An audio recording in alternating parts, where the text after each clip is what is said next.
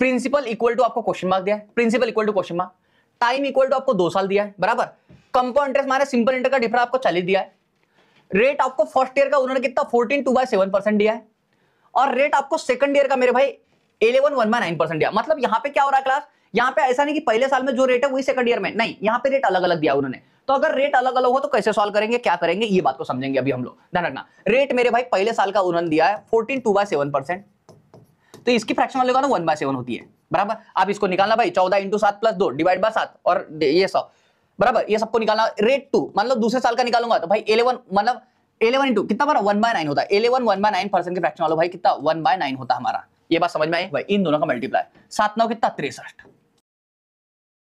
भाई। पहला साल दूसरा साल समझना क्लास, पहले साल के लिए रेट कितना हमारा 1/7 है, करो भाई इसका 1/7 करूंगा तो 7 9 ये 9 आ जाएगा हमारा, 7 9 63 ये 9 आ जाएगा हमारा।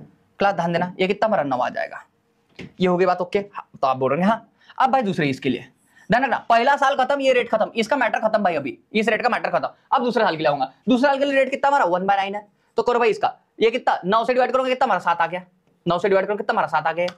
अब भाई दूसरे साल का आपको पता सिर्फ प्रिंसिपल के ऊपर थोड़ी मिलता है, इंटरेस्ट के ऊपर भी इंटरेस्ट मिलता है, तो इसका भी 1/9 करूंगा, तो इसको 9 से डिवाइड करूंगा तो भाई ये 1 आ जाएगा, कितना हमारा 1 आ जाएगा ये। तो आप बोल रहे हैं हाँ इतनी बात तो हमको सबको ओके हो गई अच्छे से, तो बहुत बढ़िया भाई। अगर इतनी से बात आपको ओके हो गई है तो आपको ये बात समझना, ये हो गया हमारा compound interest minus simple interest का डिफरेंस, कितना हमारा 1। ये मेरे भाई पूरा का पूरा हो गया हमारा कंपाउंड इंटरेस्ट, ये पूरा पूरा हमारा कंपाउंड इंटरेस्ट कितना 9 और 1 10 और 7 17।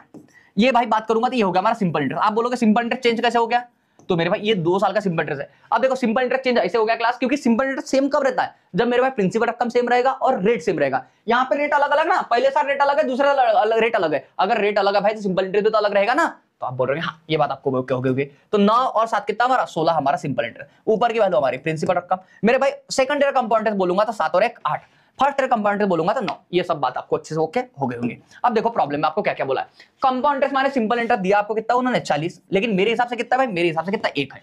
ओके आपको क्या पूछा उन्होंने, आपको बोला भाई प्रिंसिपल कितना होगा, उन्होंने प्रिंसिपल कितना होगा ये बोला है। तो प्रिंसिपल देखो बार, प्रिंसिपल मेरे हिसाब से कितना 63 है, तो 63 से इसको मल्टीप्लाई कर दो। जब इसको सॉल्व करूंगा तो ये 0 4 3 12 का 2 हाथ का 1 6 चौक 24 और 1 25 25 20 ये आपका आंसर बन जाएगा। देखो मेरे भाई ऑप्शन नंबर